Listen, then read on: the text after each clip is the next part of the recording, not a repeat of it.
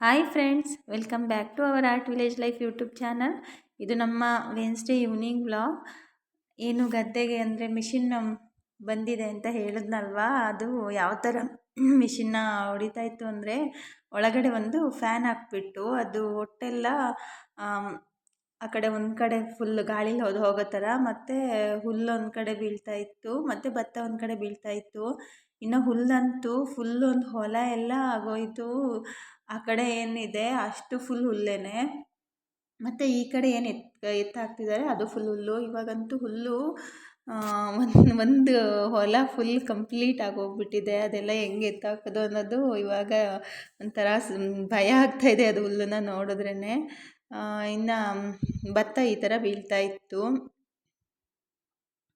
ಇದು ಫಸ್ಟ್ ಆ ಕಡೆ ಸ್ವಲ್ಪ ಏನು 2 ಮೆದೆನ ಹಾಕಿದ್ವಲ್ವ, ಹಂಗಾಗಿ ಆ ಕಡೆ ಮೆದೆದು ಸ್ವಲ್ಪ ಆ ಕಡೆನೇ ಇದು ಮಾಡೋ ರಾಶಿ ಮಾಡಿಬಿಟ್ಟು ಹಾಕಿದ್ರು. ಇನ್ನು ಈ ಕಡೆ ಮೆದೆದು ಅದು ಯಾವ ಥರ ಇತ್ತಂದರೆ, ಹೊಟ್ಟೊಂದು ಕಡೆ ಹೋಗ್ತಾ ಇತ್ತು, ಮತ್ತು ಹುಲ್ಲೊಂದು ಕಡೆ ಬೀಳ್ತಾ ಇತ್ತು, ಮತ್ತು ಭತ್ತ ಒಂದು ಕಡೆ ಬೀಳ್ತಾ ಇತ್ತು. ಹುಲ್ಲನ್ನು ಆ ಕಡೆ ಸೈಡ್ ಏನು ಕಂತೆಗಳಿತ್ತು ಅದನ್ನು ಆ ಕಡೆ ಸೈಡಿಂದ ಕೊಡ್ತಾಯಿದ್ರು.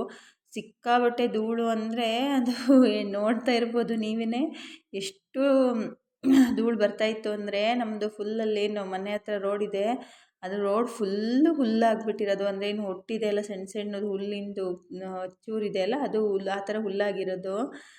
ಇನ್ನು ಈ ಕಡೆ ನೋಡೋಣ ಎಷ್ಟು ಭತ್ತ ಆಗಿದೆ ಅಂತ ಹೋದೆ. ಅದು ಒಂದು ರಾಶಿ ಆಗಿತ್ತು, ಮತ್ತು ಇನ್ನೊಂದು ರಾಶಿ ಆ ಕಡೆ ಬೀಳ್ತಾ ಇತ್ತು. ಇದು ಎಷ್ಟಾಗುತ್ತೆ ಅಂತ ಇನ್ನೂ ಗೊತ್ತಿಲ್ಲ. ಇನ್ನು ಎಲ್ಲ ಚೀಲ ಎಲ್ಲ ಮಾಡಬೇಕು, ಆಗ ಗೊತ್ತಾಗುತ್ತೆ. ಇದು ಇನ್ನೂ ಅರ್ಧ ಇತ್ತು ಅದು ಮೆದೆ. ನಾವಂತೂ ಇಷ್ಟೊಂದು ಟೈಮ್ ಆಗುತ್ತೆ ಅಂತ ಅಂದ್ಕೊಂಡೇ ಇರಲಿಲ್ಲ. ಒಂದು 4 ಗಂಟೆಗೆಲ್ಲ ಮುಗ್ದೋಗುತ್ತೆ ಅಂತ ಅಂದ್ಕೊಂಡ್ರೆ, ಅದು ನಮ್ಮದೇನೆ 6 ಗಂಟೆ ಆಗೋಯಿತು. ಇನ್ನು ಅವರು ಅಂದರೆ ಫುಲ್ಲು ಮಷಿನ್ನು ಮತ್ತು ಕೆಲಸದವರು ಅವರೇನೆ ಎಲ್ಲ ರೆಸ್ಪಾನ್ಸಿಬಿಲಿಟಿ ಕೆಲಸ ಮಾಡೋದು. ಬಟ್ ಅದು ಸ್ವಲ್ಪ ಕಡಿಮೆ ಜನ ಬಂದಿದ್ದರು, ಬೇಗ ಬೇಗ ಆಗಲ್ಲ ಅಂತ ಹೇಳಿಬಿಟ್ಟು ನನ್ನ ಹಸ್ಬೆಂಡ್ ಹೋಗಿ ನಿಂತ್ಕೊಂಡಿದ್ದಾರೆ ಅಲ್ಲಿ. ಅವರು ಫುಲ್ ಪ್ಯಾಕ್ ಮಾಡ್ಕೊಂಡು ನಿಂತ್ಕೊಂಡಿರೋದು. ಮುಖಕ್ಕೆ ಒಂದು ಇದು ಟವಲ್ನ ಕಟ್ಕೊಬಿಟ್ಟು ಫುಲ್ ಮುಖನೂ ಕಣ್ಣೂ ಸಹ ಬಿಡ್ತಾಯಿಲ್ಲ, ಅಷ್ಟು ಡಸ್ಟ್ ಇತ್ತು. ಅವರಂತೂ ನನಗೆ ಹುಷಾರಿಲ್ದಂಗೆ ಆಗಿಬಿಡುತ್ತೆ, ಅಂದರೆ ಶೀತ ಆಗಿಬಿಡುತ್ತೆ, ಡಸ್ಟ್ ಅಲರ್ಜಿಗೆ ಗಂಟ್ಲು ನೋವು ಸ್ಟಾರ್ಟ್ ಆಗಿಬಿಡುತ್ತೆ ಅಂತ ಅಂದ್ಕೊಂಡಿದ್ರು. ಅಷ್ಟು ಏನು ಆಲ್ರೆಡಿ ಅದು ಭತ್ತ ಅಂದ್ರೇ ಫುಲ್ ಒಣಗೋಗ್ಬಿಟ್ಟು ಧೂಳಾಗಿಬಿಟ್ಟಿರುತ್ತೆ. ಅದ್ರ ಜೊತೆಗೆ ಅದು ಮೆಷಿನಿಗೆ ಕೊಡ್ತಾ ಇರೋದ್ರಿಂದ ಅದು ಏನು ಹೊಟ್ಟೆಲ್ಲ ಬರ್ತಾಯಿತ್ತು, ಅದರದ್ದೆಲ್ಲ ಸಖತ್ತು ಧೂಳು ಬರ್ತಾಯಿತ್ತು. ಇನ್ನು ಒಬ್ಬರು ಎಸೆದ್ರೆ ಇಬ್ಬರು ಒಳಗಡೆ ಧೂಗ್ತಾಯಿದ್ರು. ಅದೊಂದು ಅರ್ಧ ಗಂಟೆಗೆಲ್ಲ ಒಂದೊಂದು ಸಲ ಕಟ್ಕೊಬಿಡೋದು, ಒಳಗಡೆ ಹುಲ್ಲು ಹೋಗ್ಬಿಟ್ಟು ಸುತ್ತಕೊಂಡು ಮತ್ತೆ ನಿಂತ್ಕೊಳ್ಳೋದು. ಅದು ಹುಲ್ಲೆಲ್ಲ ಮತ್ತೆ ಎಳೆದ್ಬಿಟ್ಟು ಮತ್ತೆ ಸ್ಟಾರ್ಟ್ ಮಾಡೋದು, ಆ ಥರನೇ ಮಾಡ್ತಾಯಿದ್ರು.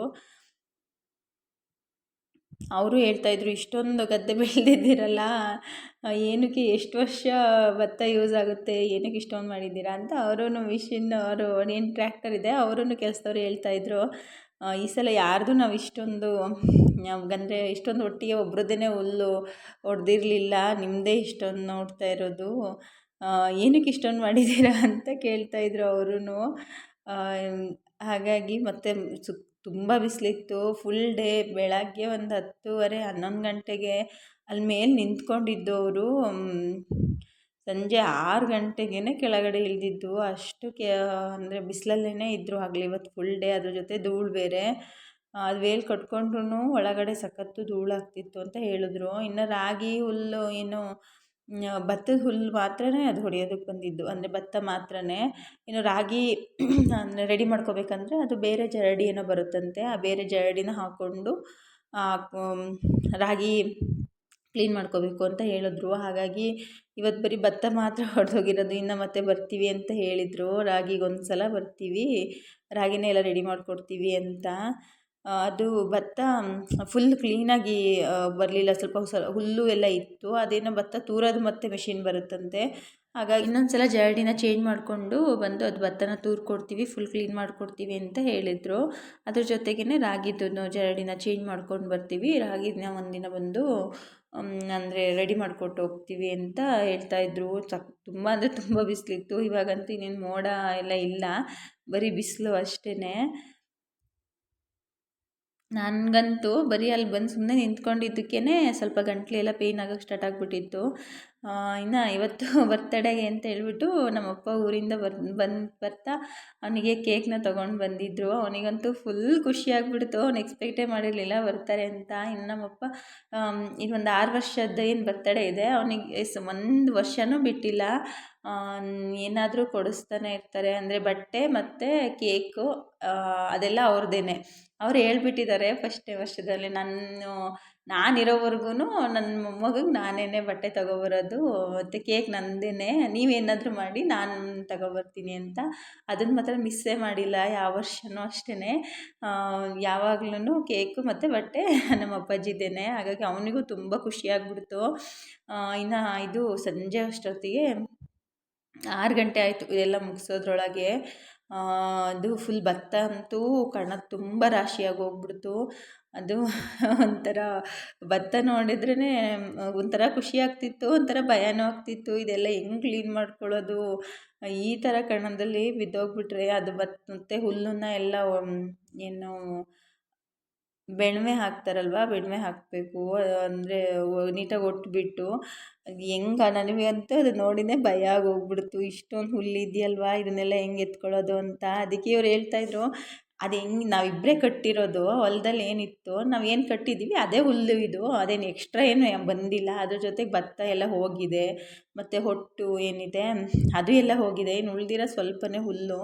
ನಾವೇನು ಗದ್ದೆಯಲ್ಲಿ ಭತ್ತ ಕಟ್ಟಿದ್ವಿ, ಅಂದರೆ ಗದ್ದೆ ಕಟ್ಟಿದ್ವಿ, ಅದಕ್ಕಿಂತನೂ ಅದು ಕಡಿಮೆನೇ ಇರೋದು. ಏನಕ್ಕೆ ಅಷ್ಟೊಂದು ಟೆನ್ಷನ್ ಮಾಡ್ಕೊತಿದ್ಯಾ ಅಂತ ಹೇಳ್ತಾಯಿದ್ರು. ಆದರೆ ನನಗಂತೂ ಅದನ್ನೆಲ್ಲ ನೋಡಿ ಒಂಥರ ಭಯನೇ ಆಗೋಗ್ಬಿಡ್ತು. ಇನ್ನು ಅಪ್ಪಾಜಿ ಅಷ್ಟೊತ್ತಿಗೆಲ್ಲ ಬಂದಿದ್ದರು, ಕೇಕೆಲ್ಲ ತಗೊಂಡು, ಬಟ್ಟೆ ಎಲ್ಲ ತಗೊಂಡು ಬಂದಿದ್ದರು. ನಾನು ಇವರು ಮಧ್ಯಾಹ್ನನೇ ಹೋಗಿ ದೇವರಿಗೆ ಎಡೆ ಮಾಡ್ತಾರೆ ಅಂತ ನಾನು ಊಟನೇ ಮಾಡಿರಲಿಲ್ಲ. ಇವರು ಕೆಲಸ ಮಾಡ್ತಾ ಅಲ್ಲೇ 6 ಗಂಟೆ ಆಗೋಗ್ಬಿಡ್ತು. ಎಡೆನೂ ಕೊಟ್ಟಿರಲಿಲ್ಲ, ನಂದು ಊಟನೂ ಆಗಿರಲಿಲ್ಲ. ಹಾಗಾಗಿ ನಾನು ವೆಯ್ಟ್ ಮಾಡ್ತಾಯಿದ್ದೆ, ಯಾವಾಗ ಆಗುತ್ತೆ ಇವ್ರದ್ದು ಕೆಲಸ ಅಂತ. ಆಮೇಲೆಲ್ಲ ಮುಗಿಸ್ಕೊಂಡು ಹೋಗಿ ದೇವರಿಗೆ ಎಡೆನ ಕೊಟ್ಕೊಂಡು ಬಂದರು. ನಾನು ಅದಕ್ಕೆ ಮುದ್ದೆ ಮತ್ತು ಅನ್ನ, ಏನು ಹೊಸಕ್ಕಿತ್ತನ್ನ, ಅಕ್ಕಿ ತಗೊಂಡು ಬಂದಿದ್ರಲ್ಲ ಅದು, ಅನ್ನ ಮತ್ತು ಚಿಕನ್ ಸಾಂಬಾರನ್ನ ಕೊಟ್ಟು ಕಳಿಸಿದ್ದೆ ಎಡೆಗೆ. ಇನ್ನು ಏನು ಹೊಸಕ್ಕಿ ಅಂದರೆ ಹಿರಿಯರಿಗೆ ಎಡೆ ಮಾಡ್ತೀವಿ, ಅದಕ್ಕೆ ಅದು ದೇವ್ರಿಗೆ ಕುಯ್ದಿರೋದನ್ನು ಏನೋ ಎಡೆ ಮಾಡಬಾರ್ದಂತೆ. ಹಾಗಾಗಿ ಅದಕ್ಕೆ ಮತ್ತೆ ಸಪ್ರೇಟಾಗಿ ಮಟನ್ನ ತೊಗೊಂಡು ಬಂದಿದ್ದರು. ಇನ್ನು ಸಂಜೆಗೆ ಹಿರಿಯರಿಗೆ ಎಡೆ ಮಾಡೋದಕ್ಕೆ ಅಂತ ಮಟನ್ ಸಾಂಬಾರು ಮಾಡಿ, ಅನ್ನ ಮಾಡಿಬಿಟ್ಟು ಒಂದು ಸ್ವಲ್ಪ ಪಾಲಕ್ ಮಟನ್ ಕರಿ ಮಾಡೋಣ ಅಂತ ಹೇಳಿ ರೆಡಿ ಮಾಡ್ಕೋತಾ ಇದ್ದೆ. ಇದಕ್ಕೆ ನಾನು ಫಸ್ಟು ಪಾಲಕ್ ಸೊಪ್ಪು, ಸ್ವಲ್ಪ ಹಸಿರುಮೆಣ್ಸಿನ್ಕಾಯಿನ ಒಂದು ಪಾತ್ರೆಯಲ್ಲಿ ನೀಟಾಗಿ ಬೇಯಿಸ್ಕೊಂಡು, ಅದೇನು ನೀರು ಬಿಟ್ಟಿತ್ತು ಅದನ್ನು ಎತ್ತಿ ಇಟ್ಕೊಂಡೆ. ಇನ್ನು ನಾನು ಮಟನನ್ನು ಅಲ್ಲೇನೇ ರೆಡಿ ಮಾಡಲಿಲ್ಲ. ಅಂದರೆ ಫಸ್ಟ್ ಏನು ಸಾಂಬಾರಿಗೆಲ್ಲ ಅಂದರೆ ಕುಕ್ಕರಿಗೆ ಬೇಯಕ್ಕೆ ಹಾಕಿದ್ದೆ, ಅದನ್ನೇ ಎತ್ಕೊಂಡ್ಬಿಟ್ಟು ಈ ಥರ ಈಗ ಅಂದರೆ ಒಂದು ಕರಿನ ಮಾಡ್ಕೋತಾ ಇರೋದು. ಇದಕ್ಕೆ ಏನು ಪಾಲಕ್ ಸೊಪ್ಪನ್ನು ಬೇಯಿಸ್ಕೊಂಡಿರ್ತೀವಿ, ಅದು ಸ್ವಲ್ಪ ತಣ್ಣಗಾದ್ಮೇಲೆ ಅದಕ್ಕೆ ಬೆಳ್ಳುಳ್ಳಿ ಶುಂಠಿನ ಸೇರಿಸ್ಕೊಂಡು, ಇನ್ನು ಈ ಕಡೆ ಒಗ್ಗರಣೆಗೆ ಈರುಳ್ಳಿ ಮತ್ತು ಟೊಮೊಟೊನ ಹಾಕಿ ಪಾಲಕ್ ಪ್ಯೂರಿನ ರೆಡಿ ಮಾಡಿಕೊಂಡು, ಒಗ್ಗರಣೆಗೆ ಪಾಲಕ್ ಪ್ಯೂರಿನ ಸೇರಿಸಿ ಮತ್ತು ಅದಕ್ಕೆ ಮಟನ್, ಅಂದರೆ ನಾನು ಬೇಯಿಸಿರೋ ಮಟನ್ನ ತೊಗೊಂಡಿದ್ದೀನಿ, ಬಟನ್ನ ಸೇರಿಸ್ಕೊಂಡು ಸ್ವಲ್ಪ ಡ್ರೈ ಅನಿಸಿದ್ರೆ ಏನು ಪಾಲಕ್ ಸೊಪ್ಪು ನೀರು ಬಿಟ್ಟಿರುತ್ತಲ್ವ ಅದನ್ನೇ ಯೂಸ್ ಮಾಡಿಕೊಂಡ್ರೆ ಇನ್ನೂ ತುಂಬ ಟೇಸ್ಟ್ ಚೆನ್ನಾಗಿರುತ್ತೆ. ಇನ್ನು ಇದಕ್ಕೆ ನಾನು ಸ್ವಲ್ಪ ಖಾರ ಪುಡಿ ಮತ್ತು ಧನಿಯಾ ಪುಡಿ, ಗರಂ ಮಸಾಲ ಮತ್ತು ಸ್ವಲ್ಪ ಮೆಣಸಿನ ಪುಡಿನ ಸೇರಿಸ್ಕೊಂಡು ಚೆನ್ನಾಗಿ ಫ್ರೈ ಮಾಡ್ಕೊಂಡಿದ್ದು. ಟೇಸ್ಟ್ ಅಂತೂ ತುಂಬ ಚೆನ್ನಾಗಿರುತ್ತೆ. ಪಾಲಕ್ ಸೊಪ್ಪು ಒಂಥರ ಫ್ಲೇವರ್ ತುಂಬ ಚೆನ್ನಾಗಿ ಬರುತ್ತೆ. ತುಂಬ ಟೇಸ್ಟ್ ಚೆನ್ನಾಗಾಗಿತ್ತು ಮಟನ್ದು. ಇನ್ನು ಅದರಲ್ಲೇ ಮಸಾಲೆಯಲ್ಲೇ ಮಟನ್ನ ಬೇಯಿಸ್ಕೊಂಡ್ರೆ ಇನ್ನೂ ಚೆನ್ನಾಗಿರುತ್ತೆ. ಬಟ್ ಸ್ವಲ್ಪ ನನ್ನ ಟೈಮ್ ಇರಲಿಲ್ಲ ಅಲ್ಲ, ಹಾಗಾಗಿ ಬೇಯಿಸಿರೋ ಮಟನಲ್ಲೇ ನಾನು ಈ ಥರ ಒಂದು ರೋಸ್ಟನ್ನು ಮಾಡ್ಕೊಂಡಿದ್ದು. ಇದಂತೂ ತುಂಬ ಟೇಸ್ಟಿಯಾಗಿತ್ತು. ಇದಕ್ಕೆ ಲಾಸ್ಟಿಗೆ ಒಂದು 2 ಸ್ಪೂನಷ್ಟು ತುಪ್ಪನ ಸೇರಿಸ್ಕೊಂಡ್ರೆ ಇನ್ನೂ ತುಂಬ ಟೇಸ್ಟ್ ಚೆನ್ನಾಗಾಗುತ್ತೆ. ಹಾಗಾಗಿ ಇನ್ನೊಂದು 2 ಸ್ಪೂನ್ ತುಪ್ಪನ ಸೇರಿಸ್ಕೊಂಡೆ. ಇನ್ನು ಲಾಸ್ಟಿಗೆ ಸ್ವಲ್ಪ ಕೊತ್ತಂಬರಿ ಸೊಪ್ಪನ್ನು ಹಾಕಿಬಿಟ್ಟು ಒಂದು ಸ್ವಲ್ಪ ನೀಟಾಗಿ ತಿರುಗಿಸ್ಬಿಟ್ಟು ಎತ್ತಿ ಇಟ್ಟಿದ್ದು ಸ್ವಲ್ಪ ಟೈಮು ಹೋಗಲಿ ಅಂತ, ಅಂದರೆ ಡ್ರೈ ಆಗಿಬಿಡುತ್ತೆ ಫುಲ್ಲು, ಮತ್ತು ಟೇಸ್ಟು ಕೂಡ ತುಂಬ ಚೆನ್ನಾಗಿರುತ್ತೆ ಅಂತ ಹೇಳಿ ಎತ್ತಿಟ್ಟೆ. ಇನ್ನು ಈ ಕಡೆ ನನ್ನ ಮಗನ ಬರ್ತ್ಡೇ ಸೆಲೆಬ್ರೇಷನ್ಗೆಲ್ಲ ರೆಡಿ ಮಾಡ್ಕೋತಾ ಇದ್ದರು. ತುಂಬ ಅವನಂತೂ ಫುಲ್ ಖುಷಿಯಾಗಿದ್ದ, ವೆಯ್ಟ್ ಮಾಡ್ತಿದ್ದ ನಾನು ಯಾವಾಗ ಕೇಕ್ ಕಟ್ ಮಾಡೋದು ಅಂತ. ಇನ್ನು ಅದು ಬಟ್ಟೆನ ನಮ್ಮ ಅಪ್ಪನೇ ತಂದು ಕೊಟ್ಟಿದ್ದು. ಅವನಂತೂ ಬಂದ ತಕ್ಷಣವೇ ಬಟ್ಟೆನ ಹಾಕ್ಕೊಂಡು ಫುಲ್ಲು ಕುಣಿದಾಡೋದು, ಫುಲ್ ಖುಷಿಯಾಗಿದ್ದ. ಅದು ಟೈ ಅದರದ್ದಲ್ಲ, ಬೆಳಗ್ಗೆ ಕೋಟಿಗೆ ಹಾಕಿದ್ನಲ್ವ, ಅಂದರೆ ಸೂಟಿಗೆ ಹಾಕಿದ್ನಲ್ವ ಅದರದ್ದು. ಅದನ್ನು ಸುಮ್ಮನೆ ಹಾಕ್ಕೊಂಡು ಚೆನ್ನಾಗಿದೆ ಅಂತ ಹೇಳ್ಕೊಂಡು ಹಾಕ್ಕೊಂಡು ಆಟ ಆಡ್ತಾ ಇದ್ದ. ಇನ್ನು ಅದು ಪೈನಾಪಲ್ ಕೇಕ್ನ ತೊಗೊಂಡು ಬಂದಿದ್ದರು, 1 kgದು. ಅಂದರೆ ಐಸ್ ಕೇಕ್ನ. ತುಂಬ ಟೇಸ್ಟಿಯಾಗಿತ್ತು, ತುಂಬ ಚೆನ್ನಾಗಿತ್ತು ಕೇಕು. ಬಟ್ ನನಗೆ ಅದು ಐಸ್ ಕೇಕಲ್ಲಿ ಸ್ವಲ್ಪ ಕ್ರೀಮ್ ಎಲ್ಲ, ನನಗೆ ನಾರ್ಮಲ್ ಕೇಕ್ ಅಷ್ಟೇ, ಐಸ್ ಕೇಕ್ ಅಷ್ಟೇ, ಕ್ರೀಮ್ ಅಷ್ಟು ಇಷ್ಟ ಆಗಲ್ಲ. ಅದು ಒಳಗಡೆ ಕೇಕ್ ಅಷ್ಟೇ ಇಷ್ಟ ಆಗೋದು. ಇನ್ನು ಎಲ್ರಿಗೂ ಕೇಕ್ನ ಅವನು ತಿನ್ನಿಸ್ತಾ ಇದ್ದ. ಅವನಿಗಂತೂ ಕೇಕ್ ತಿನ್ನೋವರೆಗೂ ಸಮಾಧಾನನೇ ಇರಲಿಲ್ಲ. ಬಂದಿದ್ದರಿಂದ ಹೇಳ್ತಾನೆ ಇದ್ದ, ಮಮ್ಮಿ ಸುಮ್ಮನೆ ತಗೊಂಡು ತಿಂತೀನಿ ಅಂತ. ಹಾಗಾಗಿ ಫಸ್ಟ್ ಅವನಿಗೇ ತಿನ್ನಿಸಿದ್ರು. ಇನ್ನು ಎಲ್ರಿಗೂ ಕೇಕ್ನ ತಿನ್ನಿಸಿದ್ದು. ಅವನಿಗೂ ಮತ್ತು ಎಲ್ರಿಗೂ ಖುಷಿಯಾಗೋಯ್ತು. ಅವನಿಗೆ ಇಷ್ಟ ಮಾಡಿದ್ರೇ ಏನೋ ಒಂಥರ ಸಮಾಧಾನ, ಫುಲ್ ಖುಷಿಯಾಗ್ಬಿಟ್ಟ. ನಮಗೆ ಆಸೆ ಇತ್ತು, ಅಂದರೆ ನನಗಿಂತ ಇವರಿಗೆ ಅವ್ರ ಪಪ್ಪಂಗೆ ತುಂಬ ಆಸೆ ಇತ್ತು. ಅಂದರೆ ಸ್ವಲ್ಪ ಎಲ್ಲರೂ ರಿಲೇಷನ್ಗೆಲ್ಲ ಹೇಳಿಬಿಟ್ಟು ಒಂದು ಸಿಂಪಲಾಗಿ ಮಾಡಬೇಕು ಅಂತ. ಅದು ಏನೇನೋ ರೀಸನಿಂದ ಮಾಡೋದಕ್ಕೇ ಆಗಲಿಲ್ಲ. ಅವರಿಗೆ ಅವ್ರ ಫಸ್ಟ್ ಇಯರ್ ಬರ್ತಡೇಲೇನೂ ಇರಲೇ ಇಲ್ಲ. ಅಂದರೆ ಅವರು ಇದು ಆರ್ಮಿ, ಅಂದರೆ ಅದು ರಜನೇ ಸಿಗಲಿಲ್ಲ ಅಂತ ಹೇಳಿಬಿಟ್ಟು ಫಸ್ಟ್ ಇಯರ್ ಬರ್ತಡೇಲಿ ಅವರು ಬರೋಕ್ಕೆ ಆಗಲಿಲ್ಲ. ಇನ್ನು 2ನೇ ವರ್ಷದ್ದು 3ನೇ ವರ್ಷದ ಬರ್ತಡೇಲಿ ಕೊರೋನಾ ಸ್ಟಾರ್ಟ್ ಆಗೋಗ್ಬಿಡ್ತು. ಹಾಗಾಗಿ ಆವಾಗ್ಲೂ ಮಾಡೋಕ್ಕಾಗಲಿಲ್ಲ. ಇನ್ನು 4ನೇ ವರ್ಷ 5ನೇ ವರ್ಷ ಬರ್ತಡೇಲಿ ನಾವು 1 ವರ್ಷ ಊರಲ್ಲೇ ಇರಲಿಲ್ಲ. ಇನ್ನೊಂದು ವರ್ಷ ಗೃಹ ಪ್ರವೇಶ ಅದು ಇದು ಅಂತ ಹೇಳಿ ಓಡಾಡಿಕೊಂಡು ಆವಾಗ್ಲೂ ಸಹ ಮಾಡೋದಕ್ಕಾಗಲಿಲ್ಲ. ಹಾಗಾಗಿ ಬರ್ತಡೇ ಮಾಡಬೇಕು ಅನ್ನೋದೊಂದು ಆಸೆ ಅವರಿಗೆ ಹಾಗೆ ಉಳ್ಕೊಬಿಟ್ಟಿದೆ. ಅವ್ರು ಯಾವಾಗಲೂ ಹೇಳ್ತಾನೆ ಇರ್ತಾರೆ, ನನಗೆ ಆಸೆ ಇತ್ತು, ಈ ಸಲನಾದರೂ ಮಾಡಬೇಕು ಅಂತ ತುಂಬ ಆಸೆ ಇತ್ತು.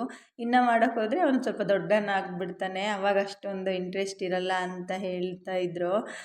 ಅದು ಯಾವಾಗ ನಿಜವಾಗ್ಲೂ ಆಗುತ್ತೋ ಗೊತ್ತಿಲ್ಲ. ಇನ್ನು ನೆಕ್ಸ್ಟ್ ಇಯರಿಗೆಲ್ಲ ಮಾಡೋಕ್ಕೋದ್ರೆ ಅವನೊಂದು ಸ್ವಲ್ಪ ದೊಡ್ಡವನಾಗ್ಬಿಟ್ಟಿರ್ತಾನೆ. ಅದು ಅದೊಂದು ಕ್ಯೂಟ್ನೆಸ್ಸೇ ಹೋಗ್ಬಿಡುತ್ತೆ. ಆದರೆ ಅವ್ರಿಗೆ ಮೆಮೊರಿ ಇರುತ್ತೆ ನನ್ನ ಬರ್ತಡೇ ಮಾಡಿದ್ರು ಅನ್ನೋದು. ಬಟ್ ಅದು ಅಷ್ಟೊಂದು ಚೆನ್ನಾಗಿರಲ್ಲ. ಸ್ವಲ್ಪ ಚಿಕ್ಕವರಿದ್ದಾಗಲೇ ಮಾಡಿದ್ರೇ ತುಂಬ ಚೆನ್ನಾಗಿರುತ್ತೆ. ಈ ಏಜ್ ಓಕೆ, ಬಟ್ ಇನ್ನು ಮುಂದೆ ಹೋಗ್ತಾ ಸ್ವಲ್ಪ ದೊಡ್ಡವನಾಗ್ತಾನೆ, ನಮಗೂ ಮಾಡೋ ಇಂಟ್ರೆಸ್ಟ್ ಇರಲ್ಲ, ಅವನಿಗೂ ಅಷ್ಟೊಂದು ಇಂಟ್ರೆಸ್ಟ್ ಇರಲ್ಲ ಅಂತ ನಮ್ಗೆ ಅನ್ಸೋದು. ಹಾಗಾಗಿ ನೋಡಬೇಕು ನೆಕ್ಸ್ಟ್ ಇಯರ್ ಏನಾಗುತ್ತೋ ಗೊತ್ತಿಲ್ಲ. ಈ ವರ್ಷ ಅಂತೂ ಈ ಥರ ಸಿಂಪಲ್ಲಾಗಿ ಬರ್ತಡೇನ ಸೆಲೆಬ್ರೇಟ್ ಮಾಡಿದ್ದು. ಅವನಿಗೆ ಅದೇನೋ ಕೇಕು ತಿಂದು ಸಮಾಧಾನನೇ ಆಗ್ತಾ ಇರಲಿಲ್ಲ, ಅಷ್ಟೊಂದು ಕೇಕ್ ತಿಂತಾ ಇದ್ದ. ನನಗಂತೂ ಒಂದು ಸೆಕೆಂಡ್ ಭಯನೇ ಆಗೋಯಿತು, ಎಲ್ಲಿ ಮತ್ತೆ ಶೀತ ಆಗಿಬಿಡುತ್ತೋ ಅಂತ. ಅದು ಬೇರೆ ಕೋಲ್ಡ್ ಕೇಕ್ ಅಲ್ವಾ, ಹಾಗಾಗಿ ಶೀತ ಆಗಿಬಿಟ್ರೆ ಅಂತ ಫುಲ್ ಭಯ ಆಗೋಗ್ಬಿಡ್ತು.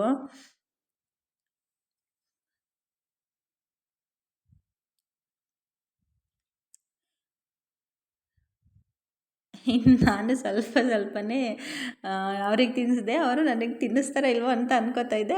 ಅವರು ತಿನ್ನಿಸಿದ್ರು, ಖುಷಿಯಾಯಿತು ನನಗೆ. ಇನ್ನು ಇವತ್ತಂತೂ ಫುಲ್ ಡೇ ಅಡುಗೆ ಮಾಡೋದೇ ಆಗೋಗ್ಬಿಡ್ತು. ಅಂದರೆ ಎಲ್ಲ ಒಂದೇ ಸಲ ಆದಾಗ ಆಗಿಬಿಡ್ತು. ಬರ್ತಡೇ ಮತ್ತು ಅದು ದೇವರಿಗೆ ಕೋಳಿನ ಕುಯ್ದುಬಿಟ್ಟು ಅದಕ್ಕೆ ಮತ್ತೆ ಎಡೆ ಮಾಡಿದ್ದು, ಮತ್ತು ಭತ್ತ ಹೊಡಿಯೋದಕ್ಕೆ ಬಂದಿದ್ದು.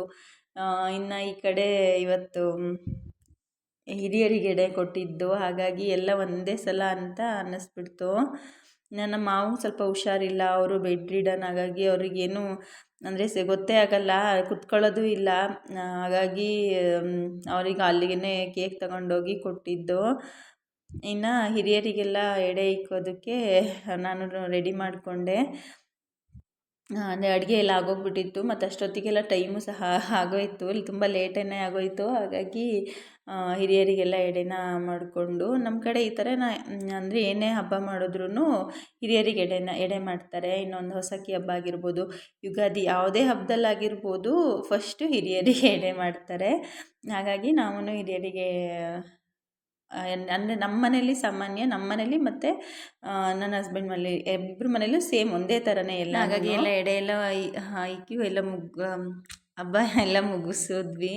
ನನ್ನ ಇವತ್ತಿನ ವ್ಲಾಗ್ನ ಇಲ್ಲಿಗೆ ನಾನು ಮುಗಿಸ್ತಾ ಇದ್ದೀನಿ. ನಮ್ಮ ಇವತ್ತಿನ ವಿಡಿಯೋ ನಿಮಗೆ ಇಷ್ಟ ಆಗಿದ್ದರೆ ದಯವಿಟ್ಟು ಲೈಕ್ ಮಾಡಿ, ಶೇರ್ ಮಾಡಿ, ಮತ್ತು ನಮ್ಮ ಚಾನಲ್ನ ಸಬ್ಸ್ಕ್ರೈಬ್ ಮಾಡ್ಕೊಳ್ಳಿ. Thank you.